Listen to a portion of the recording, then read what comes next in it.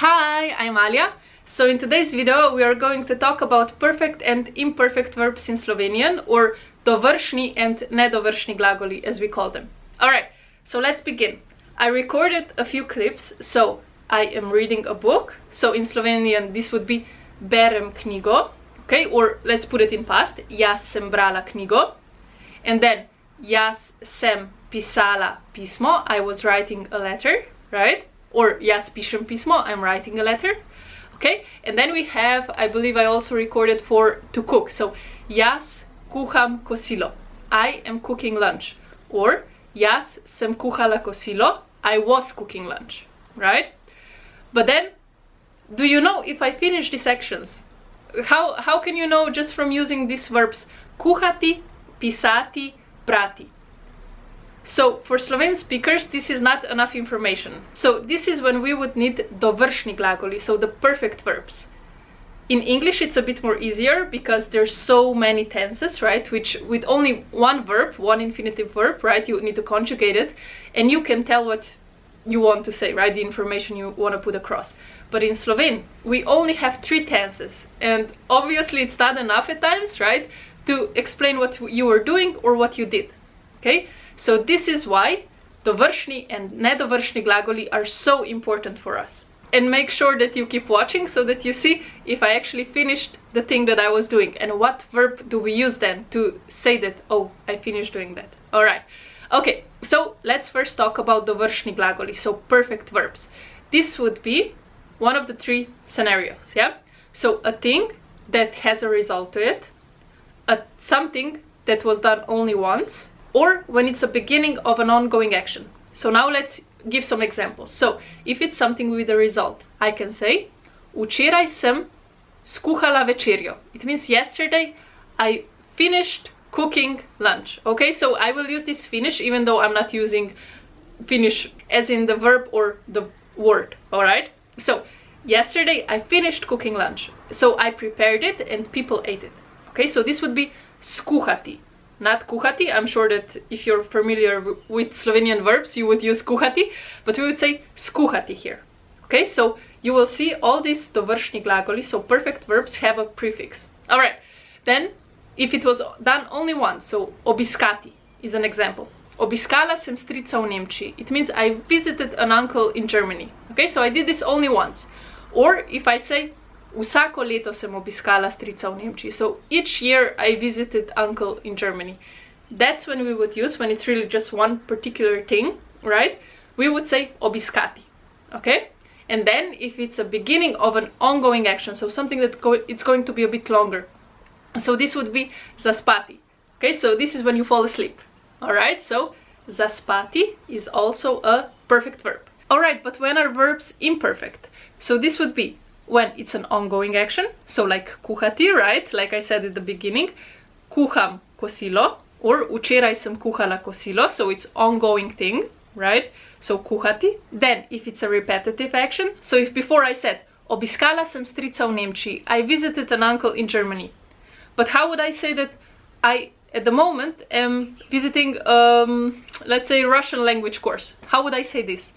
Then I would use obiskovati, right? Because it's an ongoing thing and it will happen more times that I go into the classroom, let's say, right? So this would be obiskujem tečaj ruščine or obiskujem tečaj slovenščine. I'm visiting or I'm enrolled in a class for Slovene language. Okay, so this would be obiskovati, ongoing, right? And if before we said zaspati is to fall asleep, then spati is to sleep. So it's a long action, okay? Something that is going on for a long time. So these are just kind of basic rules, let's say, how to recognize a perfect and imperfect verbs. Alright, and also, as I said, perfect verbs have a prefix most of the time. But I should also mention that some verbs have only one, okay, so we call them dvovitski, yeah? So it's kind of like two-sided, I guess, not really. I don't know, I'll try and find a good translation for this, yeah? So what I mean by that, yeah, is that, let's say a verb telefonirati. There's no dovršni, nedovršni, okay, actually it's both. Yeah, okay, let's put it like that. So it's both. So if I say telefonirala sem moji sestri, it means I phoned my sister.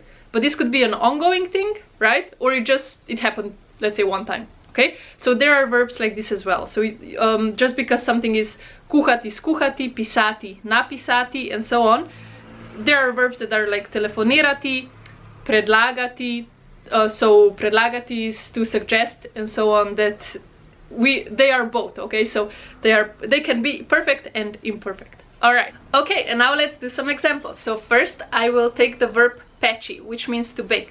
I can say pečem torto. I am baking a cake. But will I actually finish it, right? Will I succeed in it?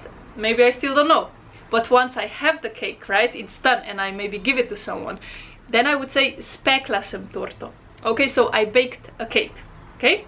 So which one can you tell me now is perfect, which one is imperfect? The perfect one is with the result, so I have the cake there. This would be speči, right? Speči, even though again it means to bake in English. But peči is imperfect, so ongoing action. And now let's say brati. So brati means to read. So here, I was reading a book, right? So brala sem knjigo. And now can you tell me, did I finish reading it? So can I say prebrala sem knjigo? I can, right? Because I finished reading the book, so I read the whole thing. So prebrati, you would use it when you finish something as a whole, but it can also be for chapters, all right? So if we are talking about chapters, it's just about the context, what we're talking about, then you would say prebrala sem poglavje. So I read one chapter, right? But not the whole book, because we are not talking about the book, we're just talking about a particular chapter. All right, awesome. Okay, and then let's talk about jesti. So jesti is to eat. So this would be imperfect, and the perfect form would be pojesti. What if I say pojedla sem zajtrk? What does that tell you? Does it mean that I finished eating the breakfast, or that it still half of it is on the plate and I just wasn't that hungry, so I went and did something else? So by saying pojesti, I am giving you the information that I ate the whole thing. Okay, so pojedla sem zajtrk. Unless I would say pojedla sem pol zajtrka, so then I'm really specifying again the quantity, how much I ate of it, right? Then we use pojesti. But if I just say jedla sem zajtrk, it can be like, oh, I had a few bites and then I was like, yeah, I'm not that hungry, I will eat later, right? So jesti, to eat, so ongoing action, imperfect. Pojesti, to finish eating something as in whole, or as I said, when you are specifying a quantity. So you can even say pojedla sem četvrtino kruha. I ate a quarter of bread. You can even say that, yeah? So before I was writing a letter, right? So do you think I finished writing the letter? Can you tell? So let's just see. Seems that I did, since then I put it in an envelope, right? So it was prepared to be shipped. All right, so this would be then pisati, napisati. So pišem pismo, I'm writing a letter. Napišem pismo, it means I write the letter as a full. But if you want to say that you wrote only half of it, right, you would still say napisala. Okay, so napisala sem polovico pisma. So I wrote half of the letter. As you can see, at least I hope that you can see, when it's a dovršni, so perfect verb, you can talk about more, so let's say quantity, let's put it like that, right? So there is something that, well, you cannot really touch it, right? But kind of in that sense. Okay, so I hope that I'm making sense. Okay, when to use perfect and when to use imperfect verbs. Okay, then let's continue. All right, and as you saw, I was cooking lunch, right? So kuhala sem kosilo. But did I finish cooking it?